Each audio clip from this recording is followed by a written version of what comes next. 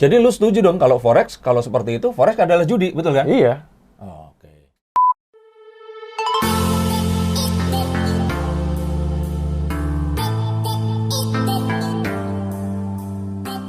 Halo Sensikers, kembali berjumpa bersama saya Denny Darko. Tidak ada yang namanya misteri, yang ada adalah tanda-tanda yang kita semua coba untuk mengerti. Bersama saya sekarang Alexandro Johan, ini sahabat saya. Dan dia adalah seorang, kalau kita bilang, multi talenta businessman. Karena bisnisnya ada banyak, sudah mengalami ups and down di semua lini bisnis dan kehidupan. Dan kali ini saya pengen nanya karena ada sesuatu yang lagi tren kemarin itu, yaitu cryptocurrency. Selama lebih dari 1 bulan ke belakang, tiba-tiba bangsa Indonesia ini melek terhadap apa yang namanya cryptocurrency.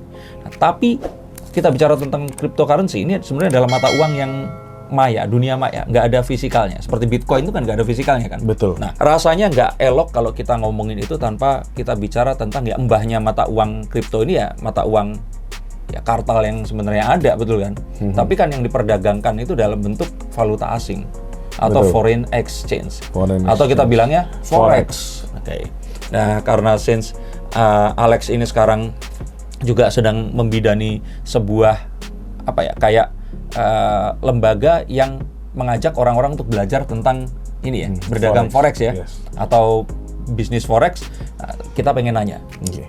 Nah, pertanyaan ini benar-benar pertanyaan basic ya, yang kalau orang awam yang paling nggak ngerti sekalipun akan menanyakan. Jadi jelasinnya dengan yang sederhana. Oke. Forex itu apa sih? Forex itu perdagangan derivatif mata uang.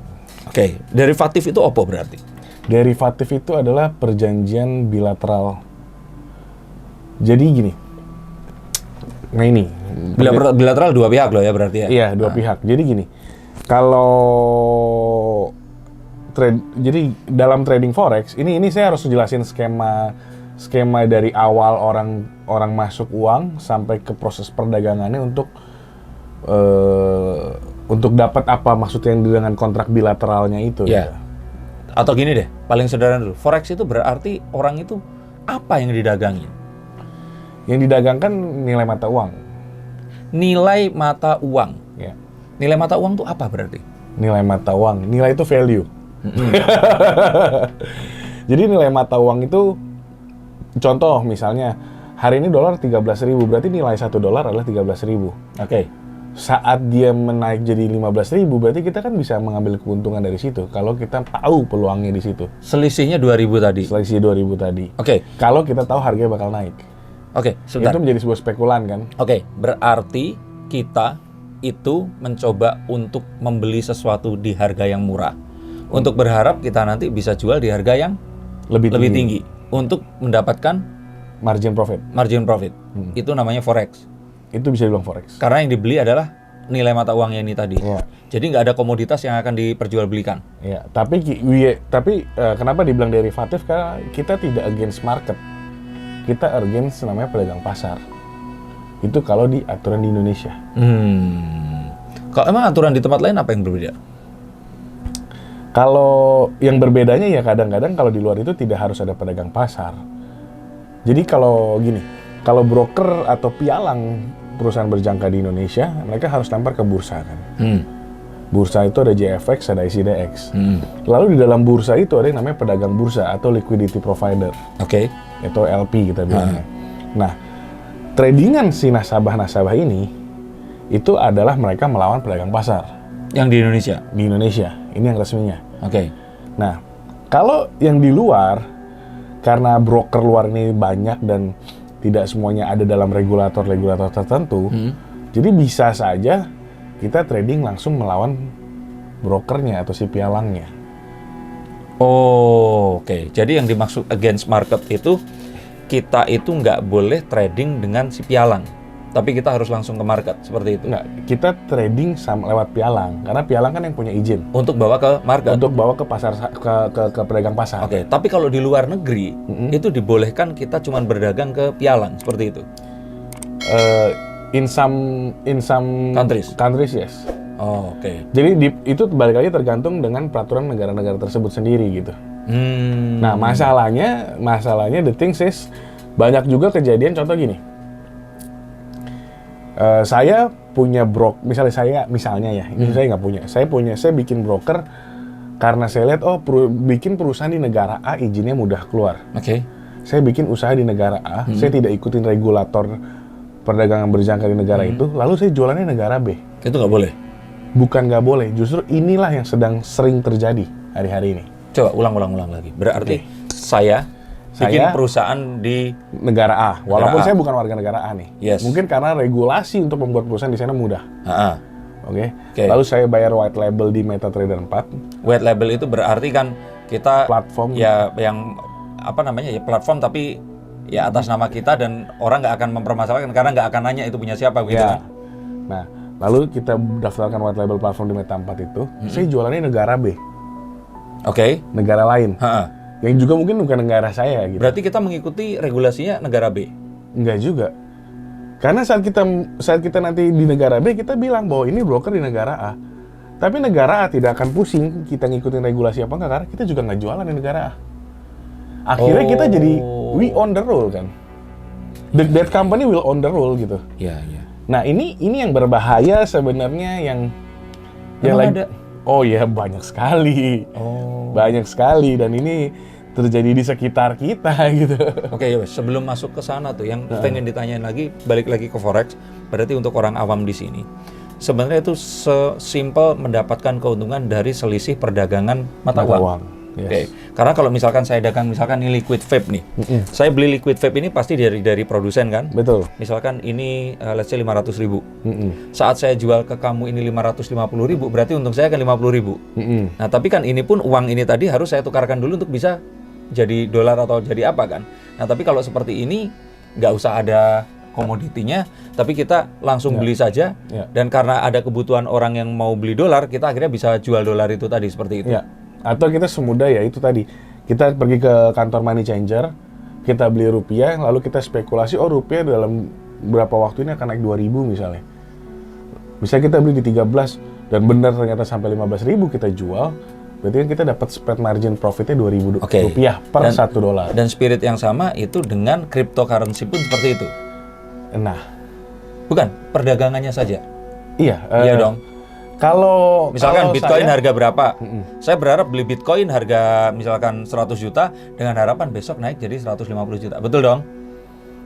Betul. Bisa dikatakan begitu. Nah, ini perdagangannya dulu. Berarti persis sama seperti itu tadi ya, foreign exchange ini tadi. Kurang lebih yes. Nah, kenapa kok orang harus dagang forex? Misalkan nih, saya punya uang 100 juta. Mungkin bukan dagang ya, investment kali. Ya, kenapa kok orang harus invest forex? Ya kalau by history ya karena forex ini sejarahnya kan sudah panjang. Jadi fundamental dan teknikalnya sudah terbentuk, spekulasinya lebih mudah. Nah kalau secara yang terjadi di hari-hari ini menurut saya ya, kita tahu nih pandemi COVID nih, banyak masalah ya apa ya, kita ngomong shit things happen lah in this life gitu loh, during this last dari 2020 gitu ya sampai sekarang banyak bisnis hancur dan segala macam. Nah COVID itu bisa menjadi salah satu alternatif orang-orang untuk paling nggak, gue invest, gue menginvestasikan sisa-sisa uang gue yang dengan cara yang benar bisa mendapatkan tambahan per bulannya untuk uang dapur. Kenapa daripada itu nggak bisnis misalkan jual beli tanah atau misalkan ya bisnis yang lain? Kenapa kok forex?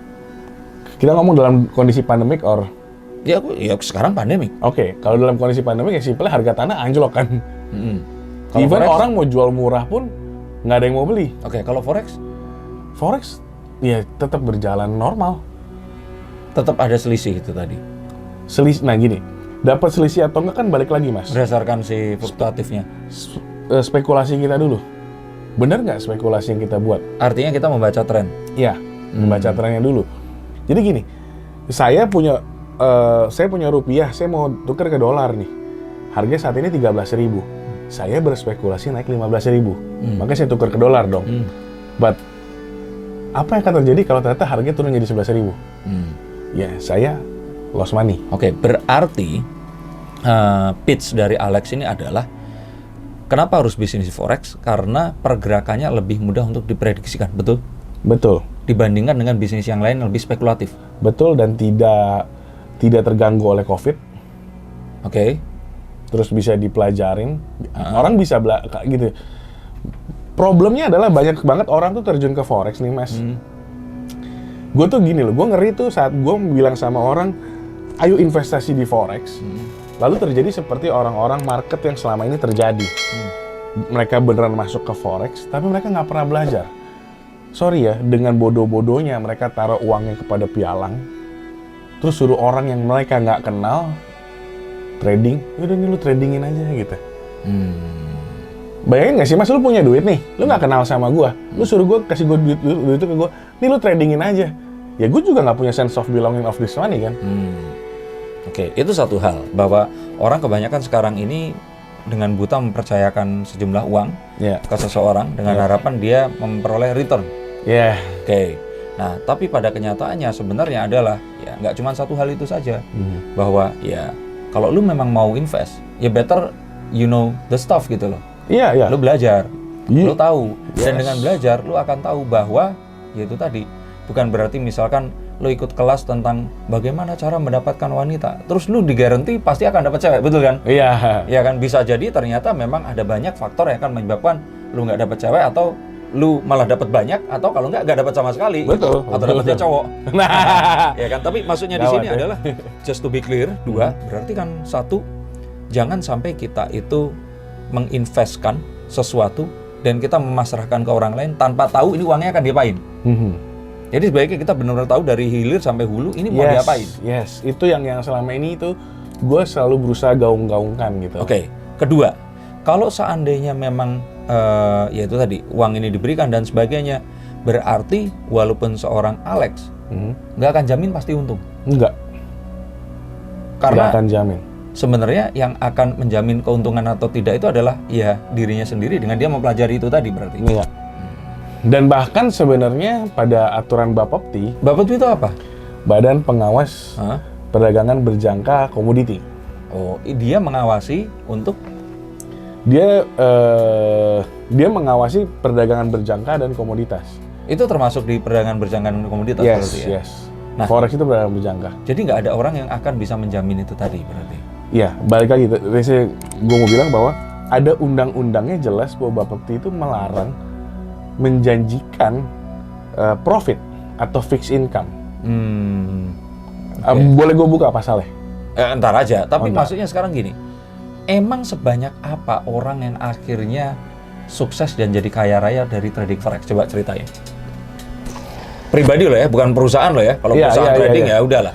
Gini, kalau lu tanya sebanyak apa, contoh aja deh satu, misalkan kan kalau gue misalkan ngajak, yuk jadi pesulap, emang pesulap bisa kaya raya? Deddy Corbuzier, ya kan? Contoh.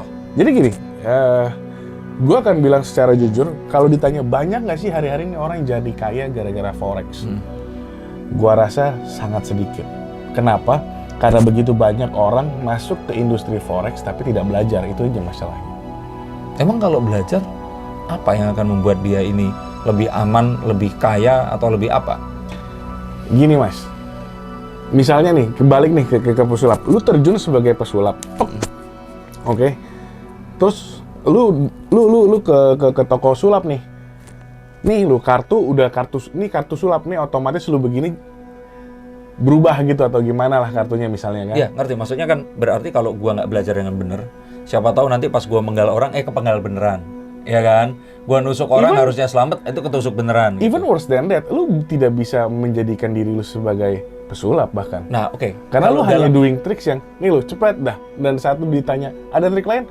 Nggak ada, gue cuma ngerti ini juga karena gue beli di toko. Nah, kalau di bidang ini, apa resikonya? Kehilangan uang atau apa? Kehilangan uang. Resikonya. Pastinya kehilangan uang. Nah, kalau misalkan orang ini adalah orang yang terpercaya, terus dia bilang, udahlah, pasti profit. Nah, nggak boleh juga itu. Itu masuk dalam TPPB, tindak pidana perdagangan berjangka. Berjangka itu berarti kayak deposito gitu ya, atau gimana? Perdagangan mata uang itu menjanjikan perdagangan berjangka. Satu hal setiap saat seperti itu. Jadi gini, nih gue bacain undang-undangnya nih mas. Kebetulan, oke. Nah, jadi ada ketentuan di pasal 14 ayat 2 Undang-Undang Perdagangan Berjangka tuh bunyinya gini. Kontrak berjangka hanya dapat ditransaksikan di bursa berjangka setelah ketentuan dan persyaratan mendapat persetujuan dari Bapepti. Lalu ada surat edaran nomor 25 garis miring Bapepti garis miring SE garis miring 02 garis miring 2013, surat edaran Bapepti yang mengatur bahwa pialang berjangka tidak boleh menawarkan pendapatan tetap atau fixed income ya, bagi hasil sharing profit atau membeli harapan keuntungan di luar kewajaran. Di luar kewajaran tuh apa? Terus kalau wajar itu gimana? Ya sekarang gini Mas, namanya investasi nih.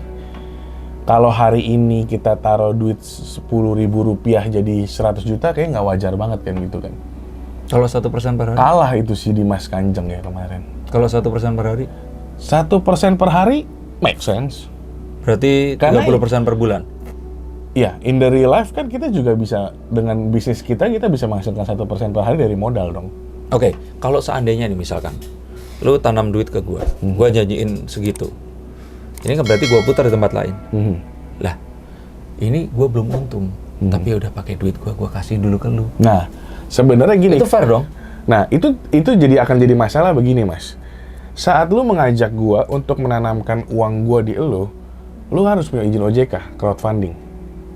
Kalau itu beda izin lagi. Beda izin. Unless lu mengajak gua, Lex, yuk kita investasi buka perusahaan bareng. Oke, kalau itu nggak masalah. Itu nggak masalah, karena kita become partner. Gue jadi pemiliknya, lu juga jadi pemiliknya. Different case with investor. Lu punya usaha nih, lu mau puterin di sana, lu minta duit gue. Terus gue kasih dong, nih mas nih duit gue. Tapi gue tidak mendapatkan kepemilikan apapun di perusahaan lu. Atau di usaha lu. Berarti yang lu lakukan adalah penggalangan dana. Crowdfunding. Dan saat lu putar ini, lu dapat situ, entah nanti lu bayar dari kantong lu atau tidak, basically itu lu sudah melanggar aturan OJK di Indonesia. Ya. Di negara lain yang boh lah, yang nggak tahu lah. Yang boh lah. Oke. Nah, kalau balik lagi ke forex, kalau misalnya gue minta dana lo nih gue tradingin forex gitu, ya kan? Itu sebenarnya aturannya udah banyak banget mas.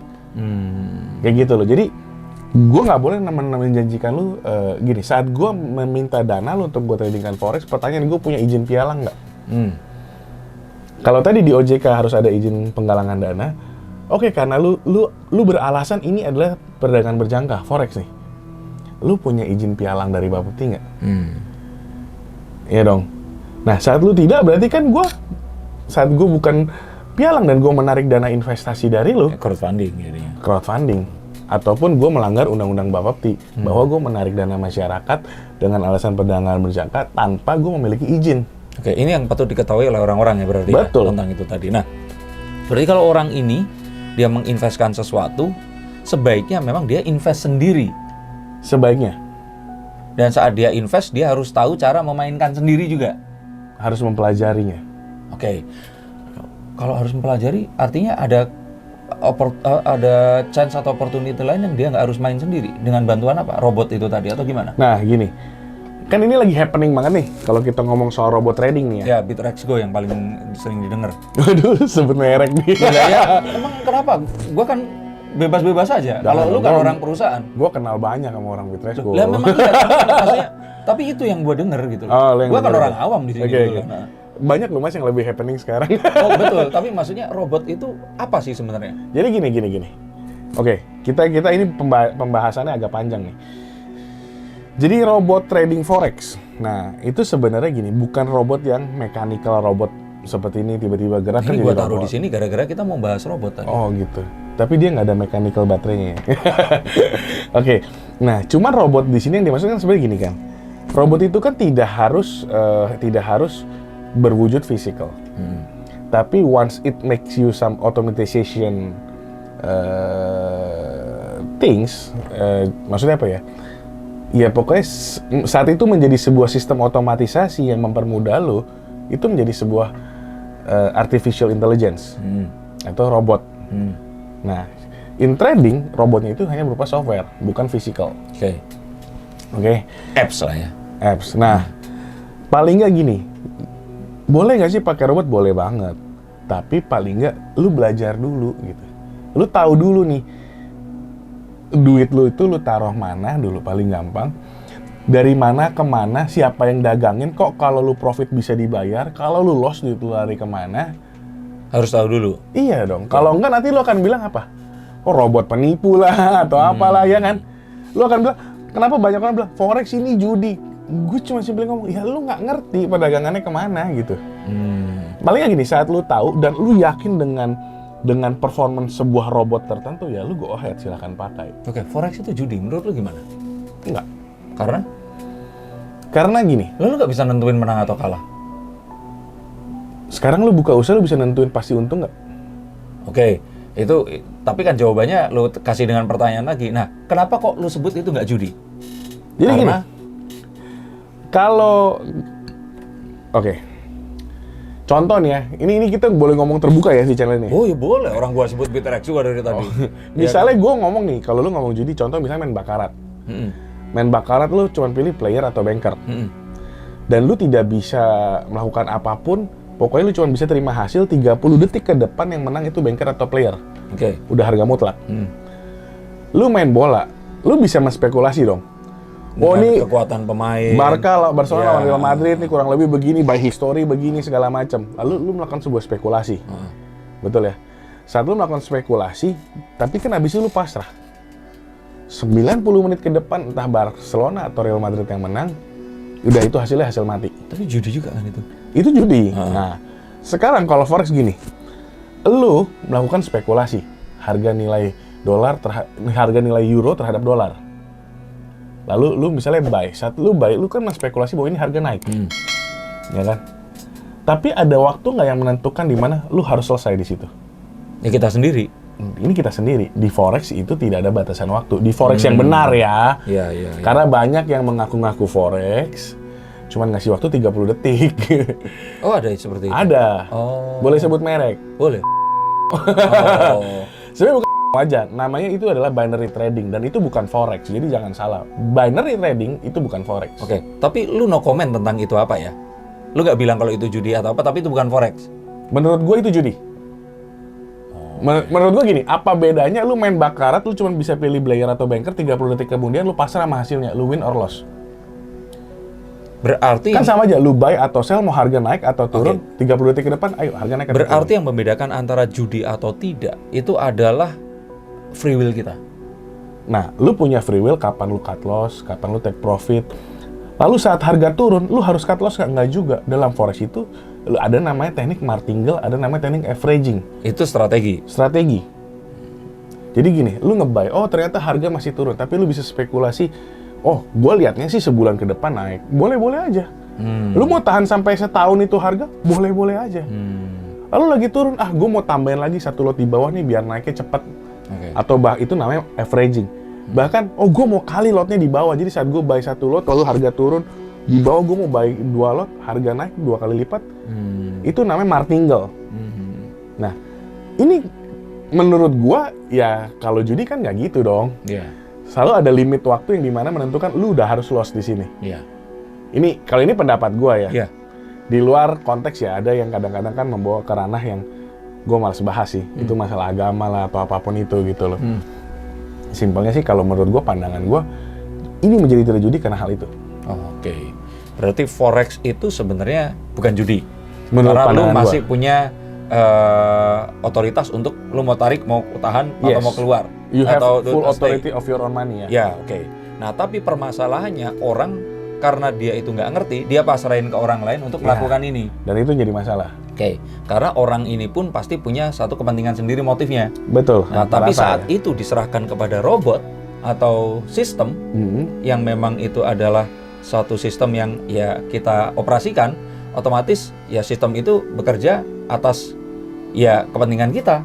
Jadi kalau misalnya sudah di sistem, nanti kalau seandainya sampai di titik ini kamu tarik seperti itu, atau kamu boleh tahan asalkan sampai di titik ini, atau apa? Kayak gimana sih robot itu? Nah, robot itu sebenarnya gini, jadi gini, dalam trading forex itu ada technical, ada fundamental. Technical itu ya semua by algoritma segala macam ya. Robot itu hanya bergerak berdasarkan technical. Tapi dia tidak bisa membaca bahwa kalau misalnya tiba-tiba Trump tweet something on Twitter gitu yang mengguncang dunia, itu pasti berdampak sama harga. Kayak kemarin si Elon Musk itu. Nah, itu di kripto ya. Kripto. Ya dia bilang Doge fly to the moon gitu Iya. kan. Artinya walaupun forex itu tetap bisa dipengaruhi oleh sebuah isu, tapi harus kepala negara yang melakukan itu ya. Iya, dan itu pun sebenarnya dampaknya Cuma sementara. Dampaknya sementara, tidak besar. Cuman ada namanya fundamental yang pasti akan mempengaruhi itu gini. Contoh ya, kalau kita main, jadi gini, di forex itu ada major pair, ada cross major. Major pair itu adalah semua nilai perlawanan mata uang terhadap US dollar. Jadi Euro USD, GBP USD, Swiss franc USD. Ada cross major. Cross major itu non USD. Jadi contoh misalnya AUD/CAD is between antara Australian dollar ke Canadian dollar. Nah, kalau kita ngomong major pair, itu biasanya akan ada berita namanya non-farm payroll. Non-farm payroll. Oke. Apa itu? Itu adalah jadi gini.